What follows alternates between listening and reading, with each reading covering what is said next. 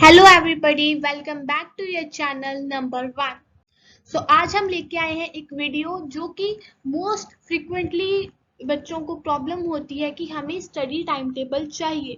तो वो कौन कौन सी क्लासेस के लिए है? 9 to +2 क्लास।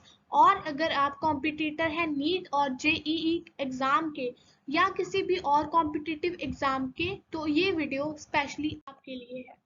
तो सबसे पहले देख लेते हैं कुछ फ्रीक्वेंटली आस्क्ड क्वेश्चंस।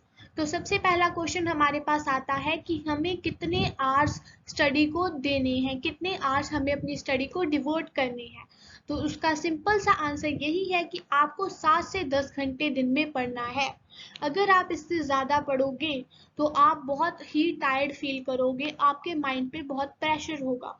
और अगर आप इससे कम पढ़ोगे तो आपका सिलेबस इनकम्प्लीट रह जाएगा। तो अब मैं कुछ टिप्स बताने लगी हूँ आपको कि आपको स्टडी करते वक्त किन किन चीज़ों का ध्यान रखना है। तो सबसे पहली चीज़ कि अपने टाइम टेबल को इस तरह से सेटअप करो कि आप बीच बीच में स्मॉल ब्रेक्स अपने आप को दे रहे हो। रेस्ट के लिए थोड़ा टाइम रखो, क्योंकि इससे आपको रिलैक्सेशन मिलेगी और फिर से आपका माइंड फ्रेश हो जाएगा। और सेकंड इम्पॉर्टेंट बात ये है कि आपको खाना किस तरीके का खाना है। आपको पूरे टाइम पे अपना मील लेना है और हेल्थी और न्यूट्रिशियस खाना ही खाना है। जंक फूड को टोटली अवॉइड करना है। उसके बाद तीसरी बात आती है कि हम कौन से टाइम पे पढ़ें।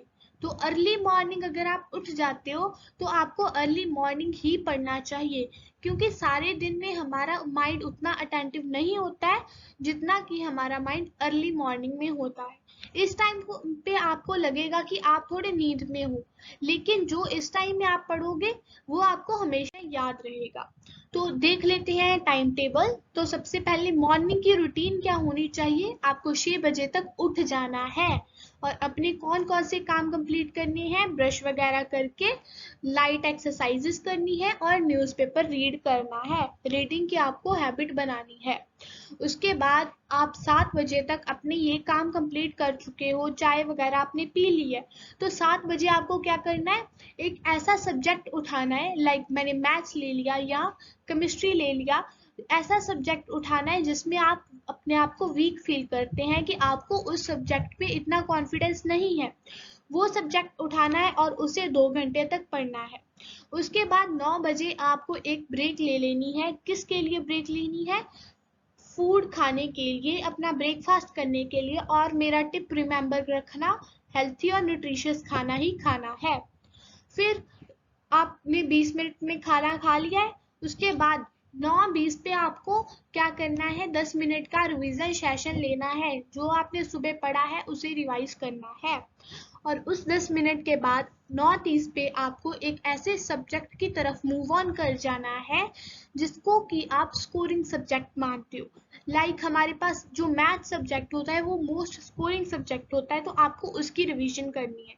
लाइक मैंने यहाँ पे लिखा है मैथ्स और केमिस्ट्री। तो अगर आप इनको एक एक अल्टरनेट डेज में पढ़ना चाहते हो तो वो भी पढ़ सकते हो, या इसे आप डेली भी पढ़ सकते हो 1-1 घंटा। तो अब देखते हैं अपनी आफ्टरनून रूटीन। तो 9:30 से 11:30 तक हमें वो सब्जेक्ट स्कोरिंग सब्जेक्ट पढ़ने हैं। 11:30 फिर से हमें हाफ आवर की ब्रेक लेनी है। क्यों लेनी है? क्योंकि हमने जो जो पढ़ा है उसे रिवाइज भी करते रहना है। अब 12 बजे आपको क्या करना है, लंच ब्रेक। 12 बजे तक आपको अपना लंच खा लेना है। फिर 12:30 बजे आपको पावर नैप के लिए चले जाना है, मतलब कि आप सो सकते हैं। उसके बाद 1 घंटा सोने के बाद 1:30 तक आप उठ जाओ और फ्रेश हो जाओ। और उसके बाद क्या करो, फिजिक्स के इक्वेशंस को सॉल्व करो, क्योंकि अगर आप फिजिक्स के इक्वेशंस को सॉल्व करोगे तो आपको स्टडी आगे इजी रहेगी उसके थ्योरी पढ़ने की। उसके बाद आपको 2 से 2.5 घंटे या 1.5 घंटा इसको देना है।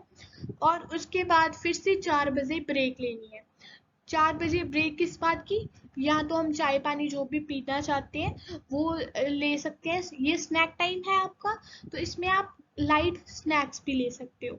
उसके बाद 4:30 बजे फिर से आपको बैठ जाना है, क्यों बैठना है? अब हमने वो सब्जेक्ट भी तो उठाना है जिसको हम कॉन्फिडेंट हैं कि हमें वो सब्जेक्ट आता है, क्योंकि इस टाइम में आप थोड़े थक चुके होंगे और इस टाइम में आपको वही सब्जेक्ट करना चाहिए जिसके आप कॉन्फिडेंट हैं।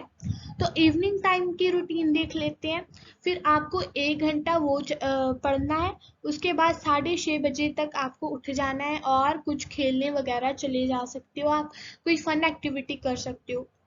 ये बात याद रखना, जो ब्रेक्स है उनमें आपको फोन यूज कम से कम करना है, क्योंकि अगर आप फोन को टाइम डिवोट कर दोगे तो आप नेक्स्ट टाइम तक वहां पे नहीं पहुंच पाओगे। तो फिर 7:30 1 घंटा आपने प्ले कर लिया। उसके बाद 7:30 बजे आपको राइटिंग की प्रैक्टिस करनी है, क्योंकि बोर्ड्स के पेपर में या किसी भी कॉम्पिटिटिव एग्जाम में आपको बहुत लिखना पड़ता है, इसलिए आपको राइटिंग की प्रैक्टिस भी साथ साथ करनी है। फिर 8:30 बजे 1 घंटा हमने राइटिंग की प्रैक्टिस कर ली। उसके बाद 8:30 बजे हमने थोड़ा लैंग्वेजेस को भी रीड कर लेना है, लाइक हमें लैंग्वेज लगी होती है हिंदी, पंजाबी, इंग्लिश, तो उसे भी आपको टाइम देना है, या आप कुछ रीडिंग भी कर सकते हो। रीडिंग को भी प्रॉपर टाइमिंग देनी है ताकि आपको क्वेश्चन पेपर रीडिंग में कोई प्रॉब्लम ना आए। और साथ में डिक्शनरी रखो ताकि आपको वर्ड मीनिंग में इजीली फाइंड आउट कर सको कि इस वर्ड का मीनिंग क्या है, मुझे समझ नहीं लगा था। तो उसके बाद आपने 1 घंटा रीडिंग को दे दिया टाइम। उसके बाद 9:30 बजे अपना डिनर खा लो, 10 बजे तक सो जाओ ताकि नेक्स्ट मॉर्निंग आप फिर से एक्टिव हो सको। सो ये टाइम टेबल 1-2 दिन के लिए नहीं हमें फॉलो करना है, हमें ये डेली फॉलो करना है। So that's all for today. Thanks for watching. Best of luck for your exams.